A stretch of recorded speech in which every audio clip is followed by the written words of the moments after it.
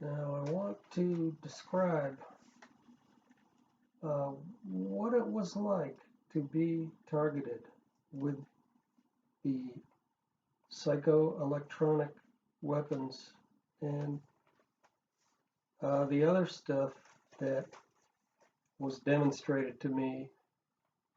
This is some group in the intelligence community. I still don't know who they are or what their true motives are. It appeared to be that they were using me for literally thousands of experiments, and then they were simply demonstrating things to me. Um, so I'm going to describe some of the things. I used to be a taxi driver for uh, quite a number of years, and during that time, they were, for instance, they were entering into the technological milieu. That means all the tools all around me that I was using. So, for instance, they would come on over the dispatch radio into my taxi cab, and they were using some kind of an AI. I'll call it a military grade Watson that could do a perfect imitation of the dispatcher's voice. There's no way that you couldn't tell it wasn't him. But the dispatcher started mentioning all kinds of things about the mind control that he never would have known about. And that's how I knew it wasn't him. He was talking about secret technologies that were being used against me, and the dispatcher of the taxi company would never know that. All right, so that had to be some kind of a technology they were using that allowed them to to imitate the voice of the dispatcher over the radio perfectly. All right, military grade. Um, they can make any video, any tape recording of anything they want to. Okay, so then also they would get in, and they do this all remotely, some kind of trans-dimensional electronics. They would get into the meter in the taxi cab. I'd be taking somebody on a $40 trip. That's almost, 45 minutes long. And the meter would only read $4.65. Okay? And I knew that was artificial. Then they would get into the global positioning system in my taxi. And I would get a trip somewhere, and I would rely on the GPS to show me the way there. And that thing would take me off to some place that was miles away from the actual address where I was being sent. So I had to go back and get all my old map books out and figure out how to get there, because the GPS in my computer on board in the taxi was totally compromised and completely useless. And that was accomplished remotely. Uh, and then they would get in to the transmitter on board in my taxi cab. And whenever I transmitted something, for instance, in order to accept a trip or something, when I activated the transmitter, it would set off car alarms all over the neighborhood around my taxi. Okay? So every time I activated my transmitter, 10 or 20 car alarms would start going off right near the cab. Uh, Another thing they would do is they would program their computers, these people that were messing with me. Every time I took a trip, then they would assign their computers to call up taxi cabs from 3 or 4 other competing companies. And every time I would get there to pick someone up, there would be 3 or 4 other cabs there. And this happened 10, 20, 30, 40 times in a row until you know it's artificial. Um, and then they would get into the mechanical apparatus in the engine, and they melted down the transmission, and the car went completely haywire. This happened more than once. Then they got into the fuse box, and they started manipulating all of the electric uh, things in the car, like the headlights and um, all electrical devices uh, in the car began malfunctioning. Uh, okay, so that's some of the technological intervention. And then biological intervention. Uh, as far as the brain goes, they would interfere with my binary decision making. Like when I had to turn left or right or north or south, they'd make me do that wrong over and over and over again. So I'd get mixed up between north and south and left and right until I was just completely lost. And then they would interfere with my recognition of intersections. I drove a cab for almost 20 years, and by that time you know your way around. And I would come into these intersections that I've been in thousands of times, and instantaneously they would prevent my recognition of where I was, even though I'd been there thousands of times. Almost like it was an artificial introduction of amnesia or something. Uh, and then they installed on several occasions completely aberrant decision making and behavior within myself. And then, of course, they would also do this to the passengers in the cab.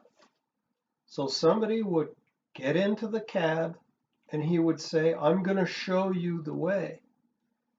And we'd get halfway there, and then all of a sudden, because they were interfering with his mind, all right, and he was showing me the way, and then he would get lost.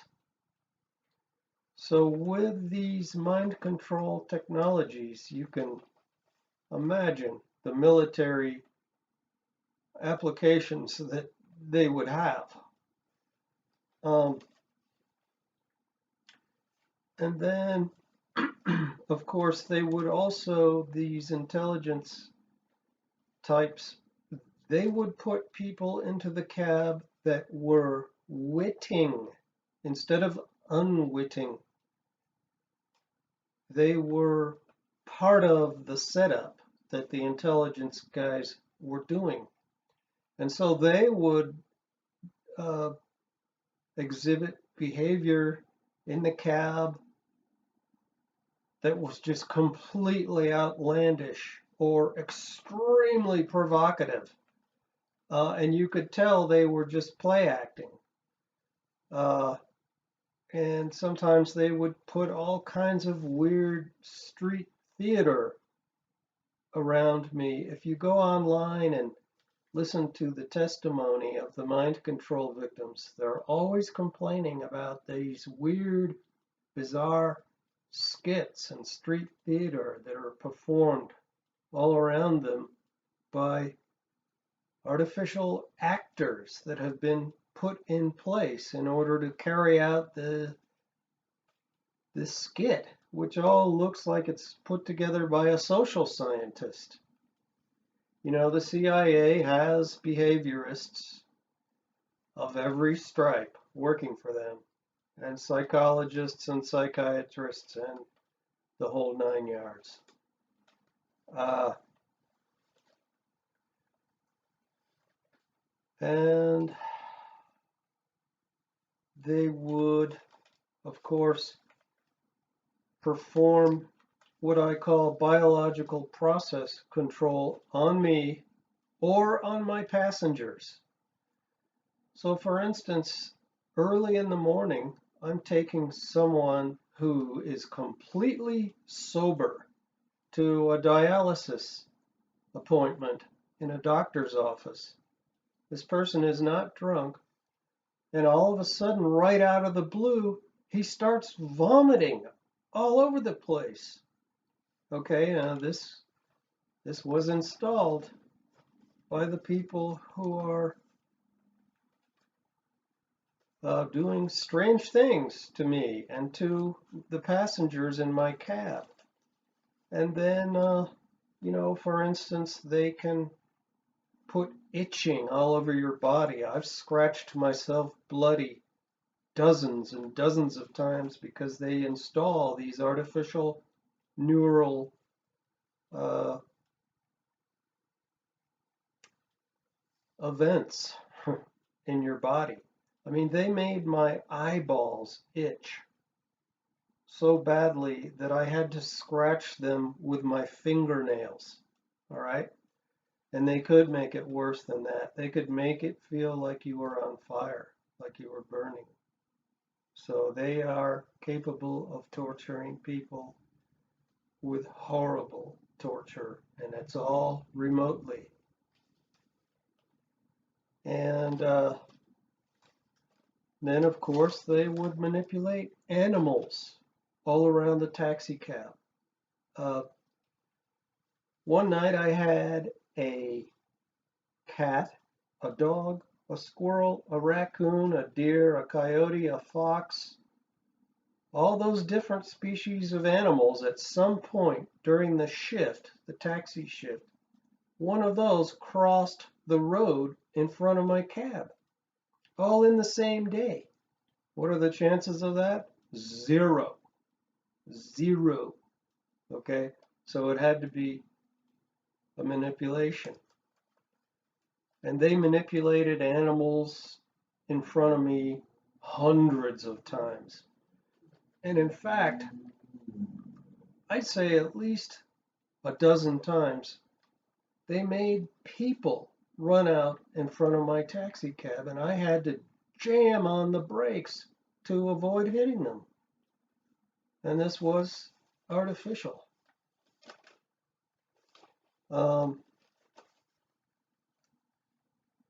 Now, after I was targeted with the psychotronics, they can give you, they can make you hear voices, they can give you,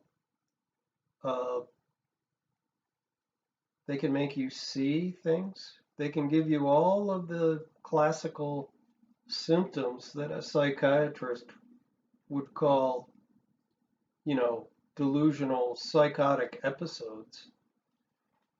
They can do that remotely. And so after I was targeted with this mind control stuff, after about 10 or 12 years, I finally figured out, maybe even closer to 15 years, this was an information operation, the purpose of which was to prevent me from recognizing the telepathic communication coming into me from the extraterrestrials. All right? So they just bombarded me with conspiracy theories and a continent of Illuminati um, gobbledygook so that I would never understand that I was being communicated with by the celestial peoples. Okay, so they knew the second that the celestials began communicating to me telepathically, then they nailed me with the mind control so I'd never perceive it. I'd never figure it out. It took me 15 years to get it, and really only because, well, A, I stopped drinking, which was the ETs. They did that for me. And B, I discovered Stephen Greer. And then I had these incredible telepathic experiences where higher life forms came into my mind and gave me a very detailed experience that was the most beautiful thing I've ever experienced in my entire life. Okay? And all you get from the humans is this weaponized terrorization. And in fact, the telepathic communication could be the most beneficial educational tool that the human race has ever seen. And what does our domestic power structure do with it? They use it as a secret weapon of espionage and torture. All right? So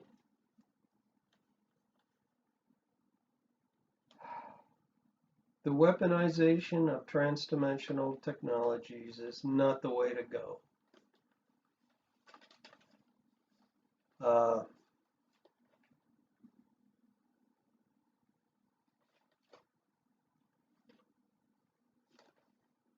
And of course, if it gets dished out piecemeal under the capitalist development model, all right, a patented capitalist development model, just imagine what the advertising agencies could do to your mind with a telepathic intervention, all right? They could run ads in your head against your will. And what if an insurance company got a hold of this? And they could go digging around in your behavior and your decision making to see what their risk analysis might be able to uncover.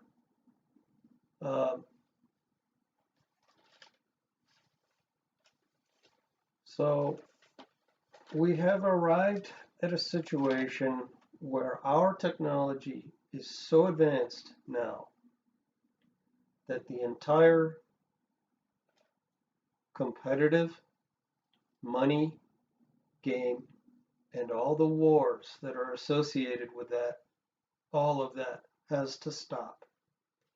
And the celestial peoples are going to give everything to us for free. And it's our job to tell leadership and the corporate powerhouses that we want open communication with extraterrestrials, and we want the deadly war game and the unnecessary impoverishment system to be relinquished, and we want to move on to a higher level of existence.